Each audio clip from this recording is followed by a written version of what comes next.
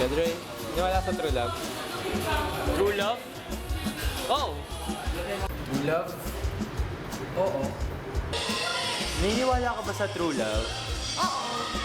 Sa true love, oo naman, syempre.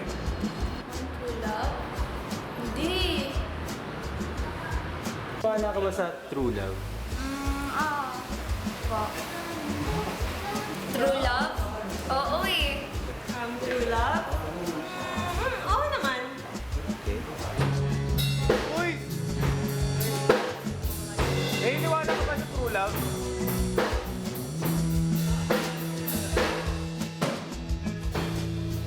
Nice, nice work. Ayos na.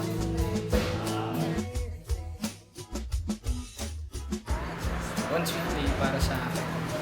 Isang araw na kasama ko yung mahal ko. Spend time with her. From morning hanggang sa matapos ang isang araw. Maybe yun yung honeymoon namin or kasal. Para sa akin yun. Para sa akin, siguro yung wedding day ko, yung ikakasal na ako sa tao mahal ko.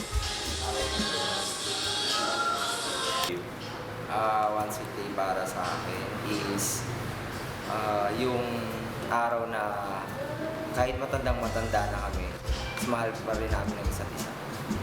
Para sa akin. One sweet day para sa akin. Siguro yun yung kapag yung araw na mag-effort talaga sa yung partner mo. Kunyari, sabihin natin, pag-anniversary nyo or yung kapag magpo-propose sa'yo, yung gagawin niya lahat ng effort para lang talagang mag-prove niya na yung mahal ka talaga niya. One sweet day, nung sinagot ko yung boyfriend ko, si Kenneth. One sweet day, yun yung araw na kasama ko yung taong special sa akin na masaya kami, tsaka walang masyadong yun lang. Eh, ano naman ang one sweet day for you? Every day. Every day is a special day eh. Kaya one sweet day. Para sa akin, ang one sweet day sa akin kasi araw-araw nagmamano. So araw-araw ang one sweet day. Hindi lang one sweet, araw-araw. Eh, ano naman ang one sweet day sa'yo?